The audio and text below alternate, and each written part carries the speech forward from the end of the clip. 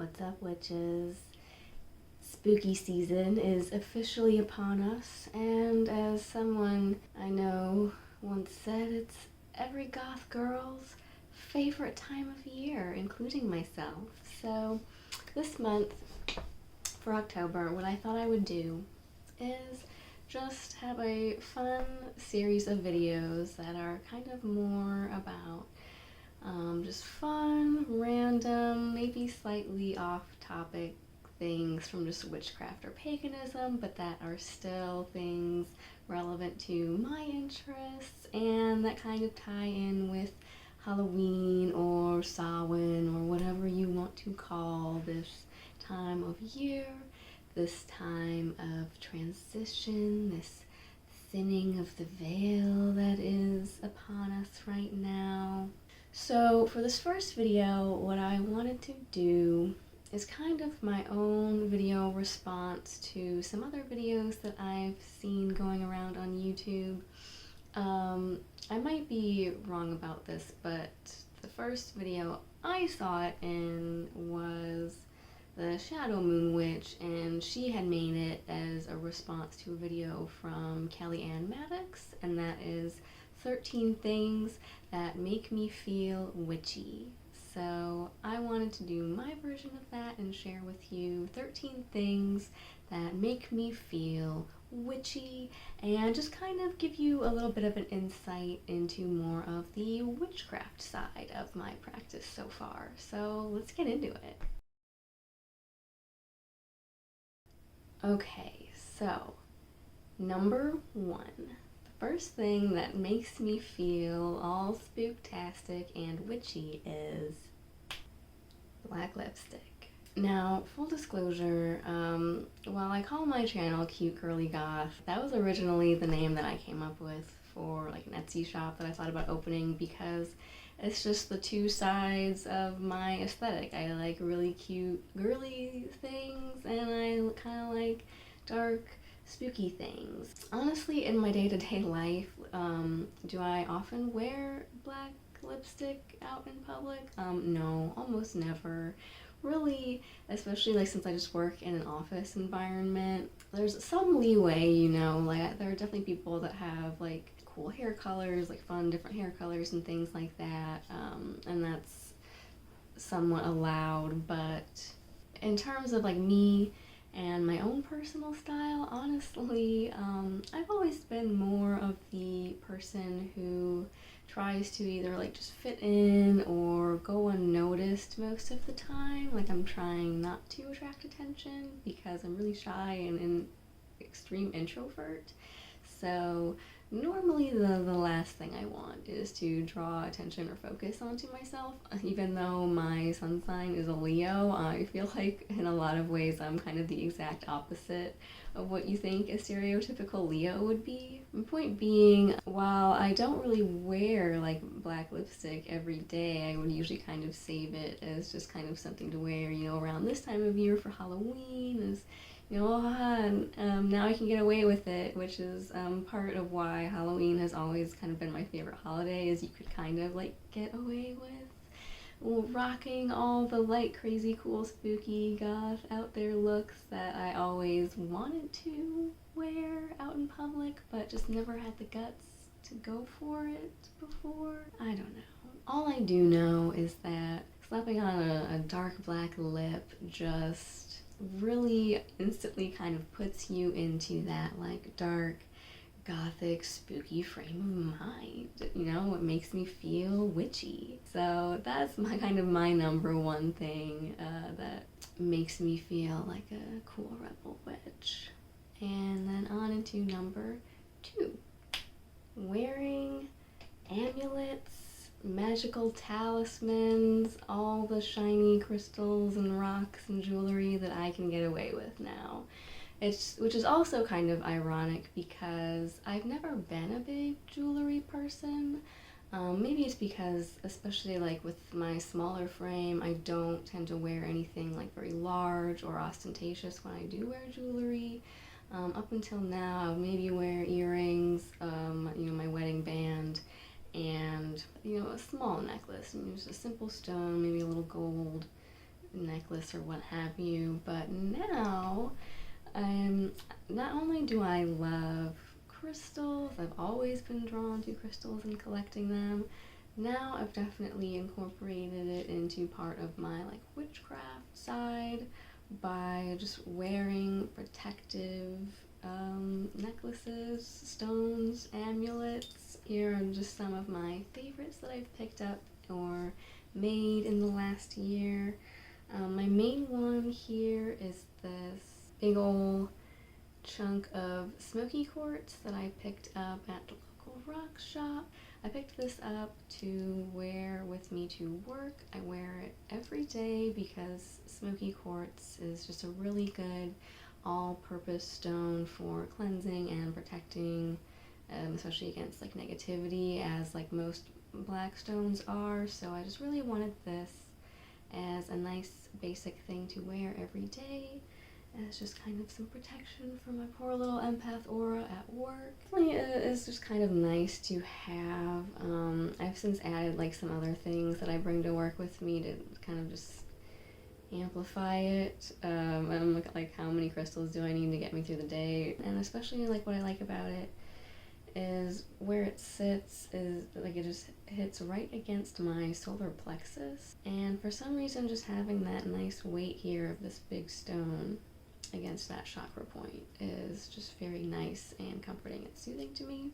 And then next to that is just a little like quartz or glass bead in a silver like dragon claw, which kind of reminded me of like a wizard's crystal ball, or like maybe, you know, I could wear it and use it for like scrying on the go, you know, let me just whip out my teeny little crystal ball and see what it holds in its depths, you know, that kind of thing. It just it appealed to me. I liked they had I picked it up at the same shop. They had, you know, many different types of stone orbs like these, but I just liked the simple, basic, clear one for, yeah, like clear seeing or scrying purposes, because that's definitely something that I want to get into, is, you know, far seeing, divination, astral travel, all that fun stuff.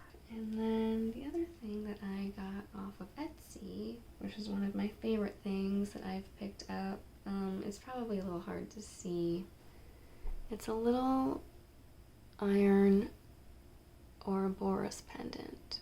You can kind of see the mouth there and the eye, and then it curves around to kind of eat its own tail, and there's some kind of engraving and what, I'm not sure what you would call it, but yeah, just kind of engraving on the carving on the iron itself there. And blacksmithing is just a fascinating art to me. I just think it's so cool and like really magical in a sense to watch someone take like raw ore and be able to heat this solid object and manipulate it through the elements and like change its form and bend it to your will and reshape it into something else. So I bought this because of that, and just because the Ouroboros is just a symbol that has long resonated with me even before deciding to become a practicing witch / pagan. Like, I've just kind of wanted, like, always been drawn to that symbol as a symbol of, you know, the cycles of life,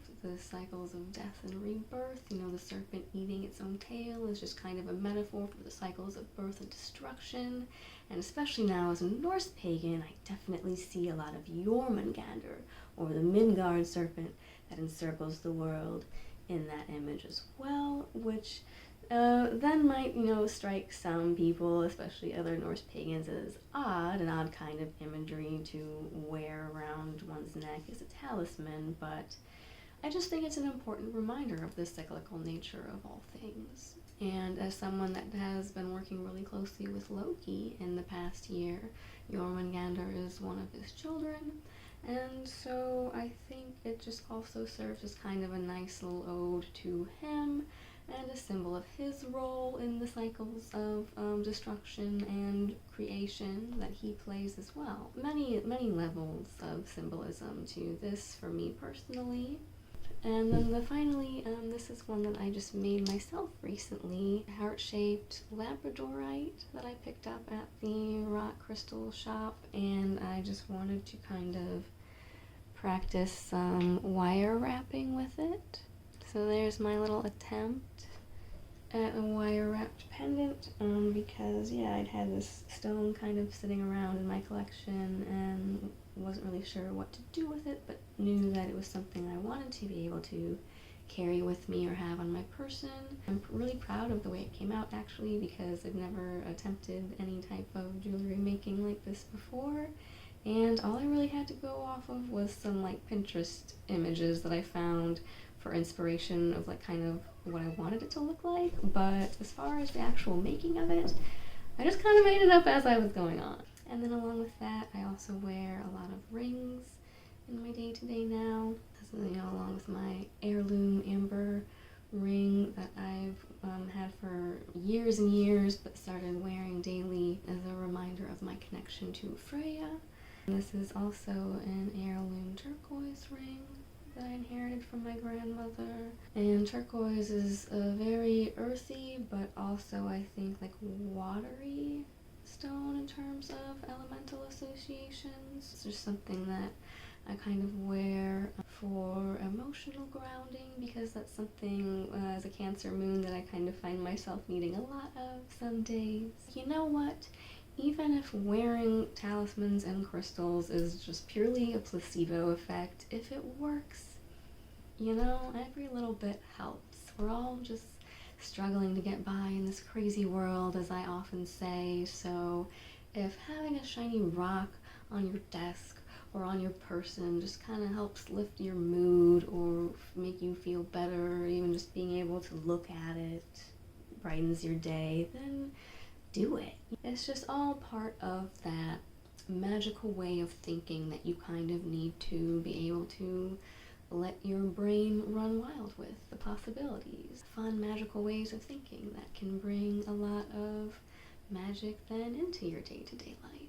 That kind of leads me into number 3, which is crystals. Collecting rocks and crystals. I honestly can't get enough of them, and how I knew I had found my tribe of peoples was when we went to the last midsummer gathering. We all went on a day hike, and on the way back to the cars, there was just kind of a little stream running through the little state park that we were hiking at.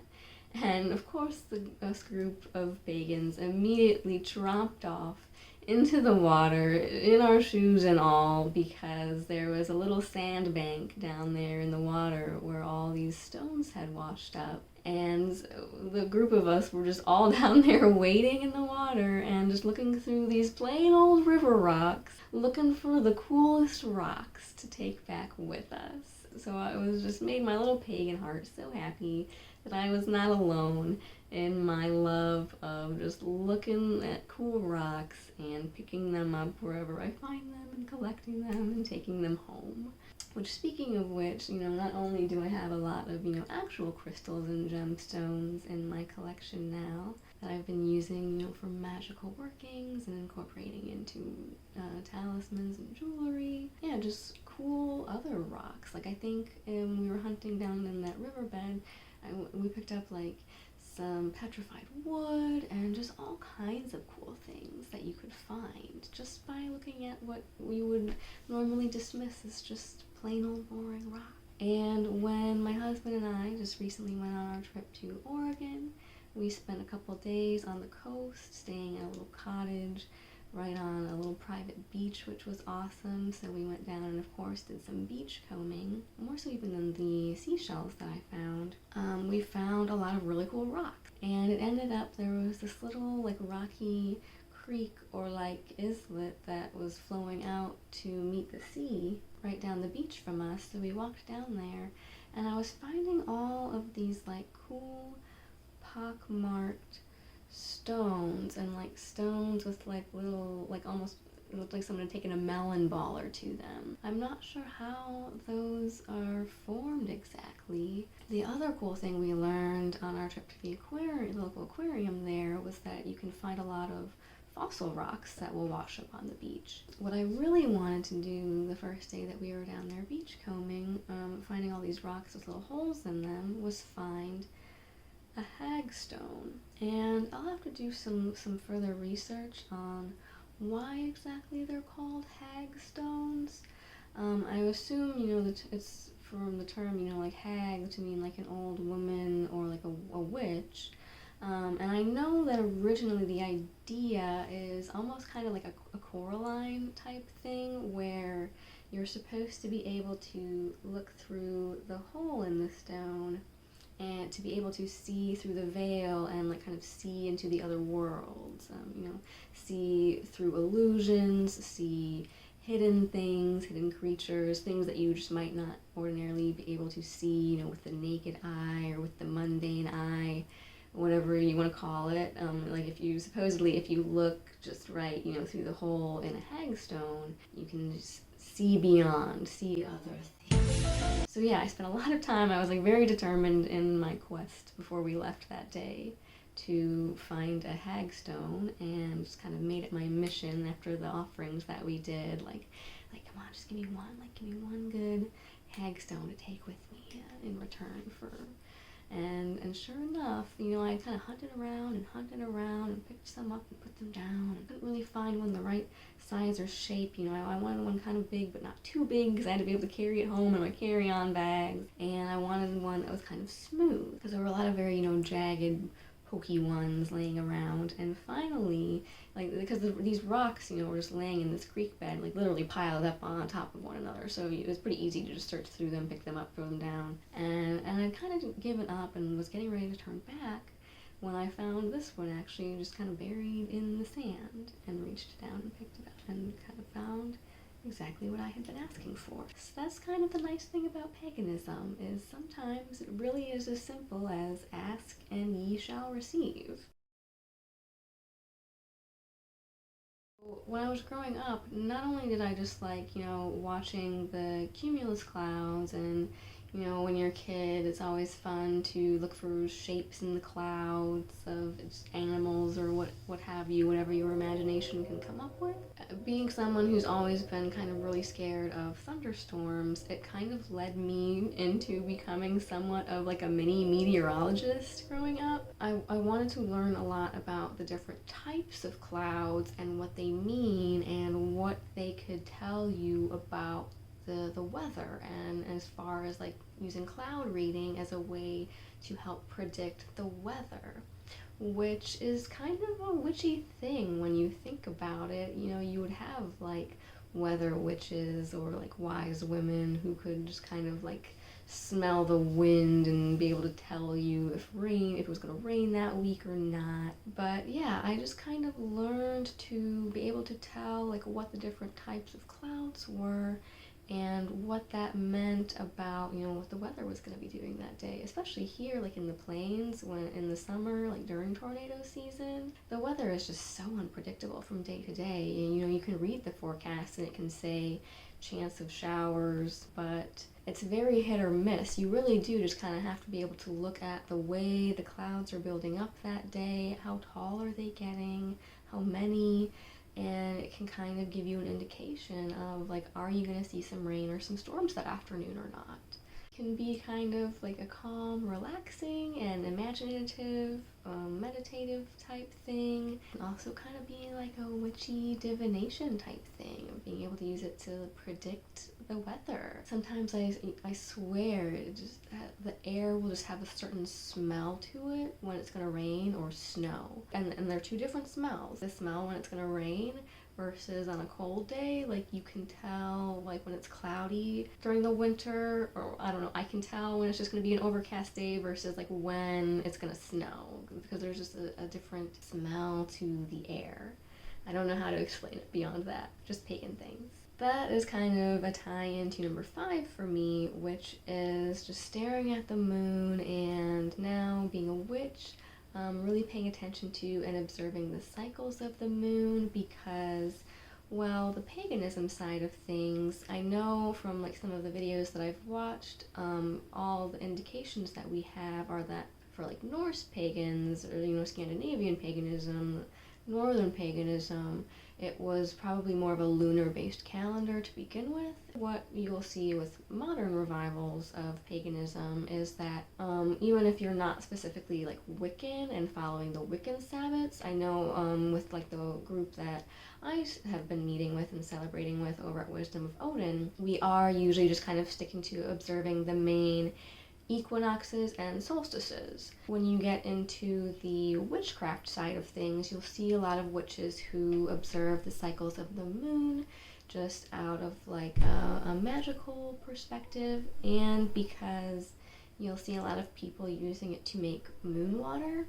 Just by setting water out during a full moon or a new moon, you kind of charge it with the energy of that moon, or doing workings during a certain time of the moon cycle in order to amplify your spell or your manifestation. So, which, you know, I feel like it's not that much of a stretch if, once again, you're leaning into that magical way of thinking, because if you think about it, the tides are affected by the pull of the moon. And, you know, even the planets and the stars are affected by each other's pull of gravity. You know, these huge, large, massive heavenly bodies exert such a huge gravitational pull that, like, even our own moon, why did I sound like Christopher Walken there?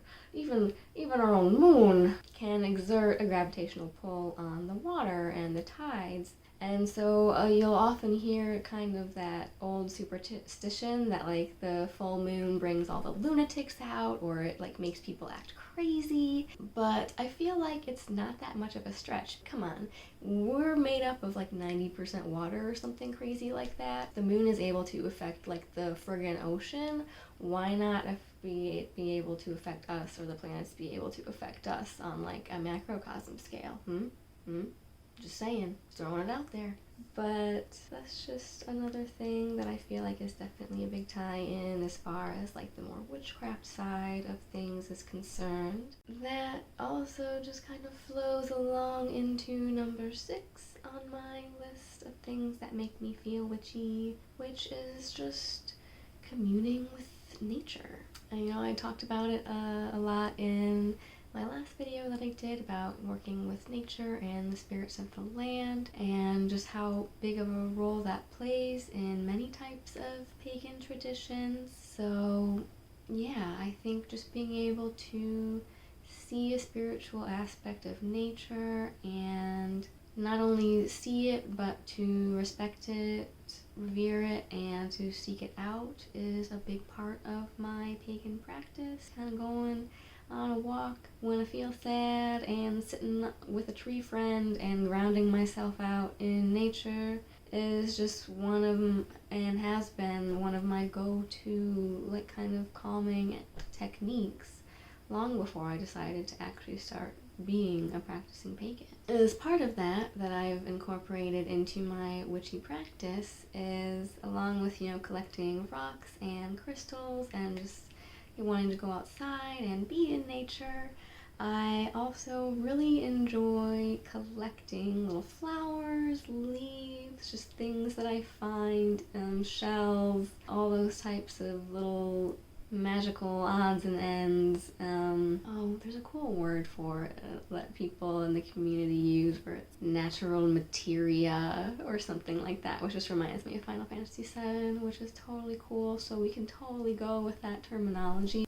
One thing that I have always liked doing and kind of tried to make a hobby of in the past was drawing flowers. Anytime for some reason I would receive flowers or found some cool wild flowers, I just really love drying and preserving flowers and bouquets. I can't find them now, but one thing that I enjoyed doing this spring, when all of the first flowers were starting to make their appearances, was to collect little wildflowers and press them. And so I just pressed them in between the pages of a book and kind of weight that down, and, you know, arrange the petals the way that I wanted them to on some cardstock that I just had lying around from old projects, because I am a craft supply hoarder. So yeah, one thing that I enjoyed doing on my little nature walks that I would take, just to the local park, or even just the flowers that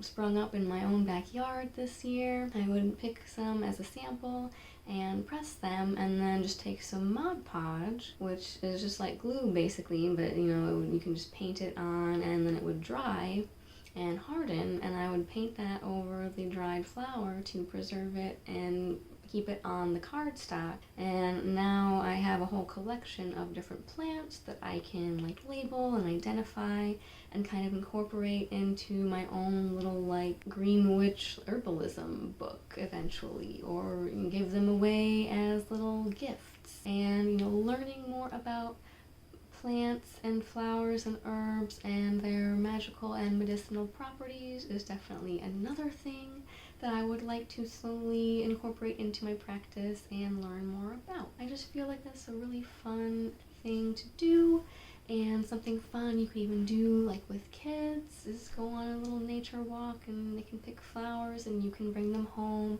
and press them and preserve them and like learn about and identify them together. And it's a nice little keepsake of the time that you spent, or like the time you spent out in nature. The next thing on the list of things that make me feel particularly witchy, which kind of ties into that, is not just, collecting things, but collecting cool looking bottles and jars. It is something that I have been doing for years and years now, forever contemplating becoming a witch. When we bought this house back in 2013, I always joked that my goal was to make it look like a wizard lived here. Little did I know that in my quest to, collect random glass bottles and jars, that the wizard that would be living here would be me.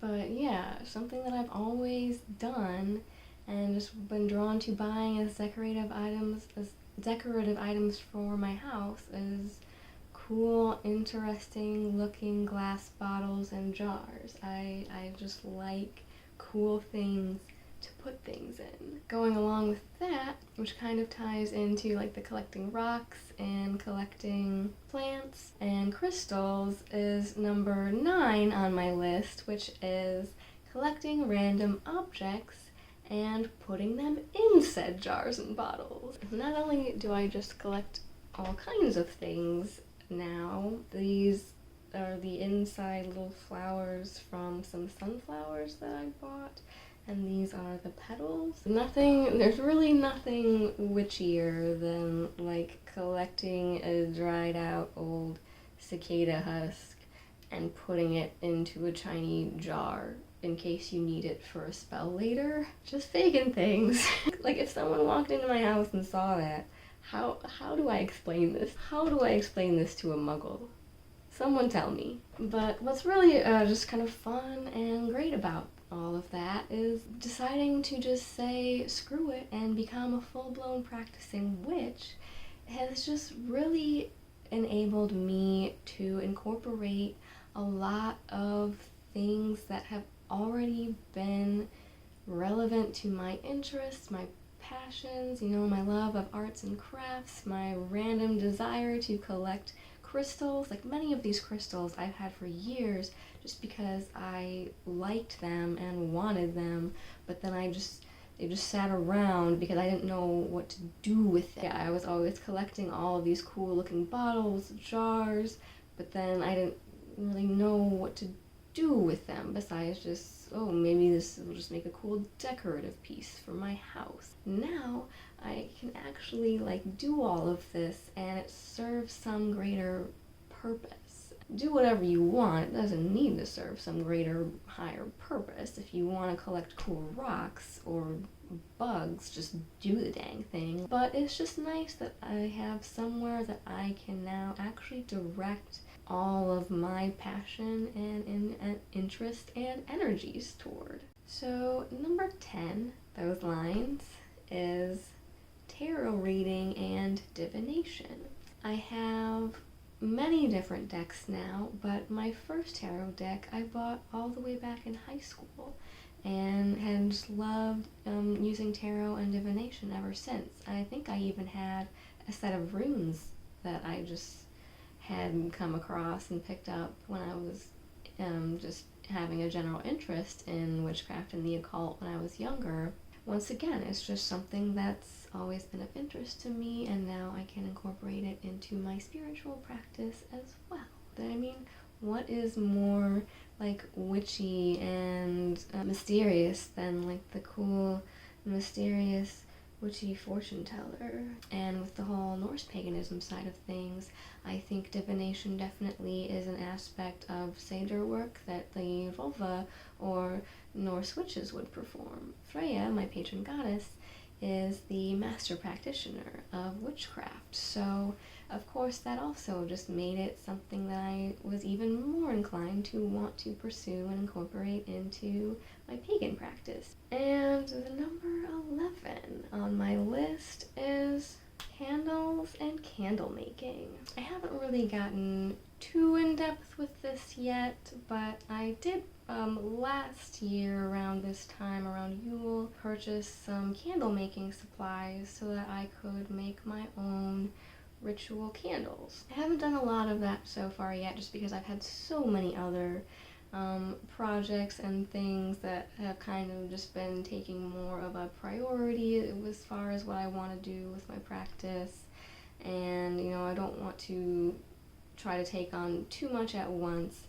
And, you know, let's be honest, it's also just kind of both time-consuming and messy to, you know, melt the wax and have to clean it all up afterwards. So I've only made a handful so far of my own candles, but it's definitely something that I would like to do more in the future when I have time, hopefully. Sitting by candlelight, there's just something that speaks to, I think, the pagan heart within us all. There's just something primal about firelight, and there's just such a different vibe and energy sitting around a fire or in candlelight than sitting in electric light. It lends itself more to that magical way of thinking that I've been speaking about. Using flame is another good way of, you know, divination, scrying, communicating with deity, giving offerings and performing rituals. It's just such a big part of the whole pagan practice in general. Specifically with the witchcraft side, I would love to get into making my own custom tailored candles where I can play around with the colors, the scents, you know, the magical ingredients to really tailor make them to specific deities, specific times of year, and specific intent. There's something very witchy about doing that, I think. But even if you don't go as far as like making the candles yourself, you can still do those things as far as, you know, learning about the different associations of color in candle magic and incorporating it into your altar space, your offerings, your rituals, and things like that. You can come up with color correspondences for the different Norse deities, and for example, I picked out gray candles to have on the Odin altar, or blue candles to have on the Vanir altar. You're free to make up your own meanings for what how it has personal meaning for you and what helps you connect spiritually. You don't have to go off of what someone says in a book. You go with what works for you and what helps your mind make those connections and get into that magical way of thinking the easiest. Having a black cat familiar. Now, I went and tried to find my actual black cat, Mr. Magical Merlin, to bring him in here and show him off, but of course this is the one night in which he has decided to completely make himself scarce in this house and is nowhere to be found. So we will call him Sir, not appearing in this feature. My sweet baby. I adopted Merlin back in 2013 because, once again, even though I was not yet a practicing witch, I had always kind of had that witchy side to me, and I decided that what I needed was a black cat of my own. I just always wanted to have a black cat, and I knew that they were also some of the least likely to be adopted out from the shelter, so I went down to the pound and I picked myself out a nice cute little black kitty cat. And when I went in there and was looking around at the cat room, I saw that one of the cats was named Merlin, which was just a perfect magical name. You know, I love Arthurian legend, so the minute I locked eyes with him, I knew that he was destined to be my sweet baby boy. And he is definitely a magical Merlin, as I often call him, because he's just very smart and intelligent and very affectionate. But what was funny was one of the last times that I did sit down in here and attempt to do one of my first major spell workings, he actually came into the room while I was performing the spell.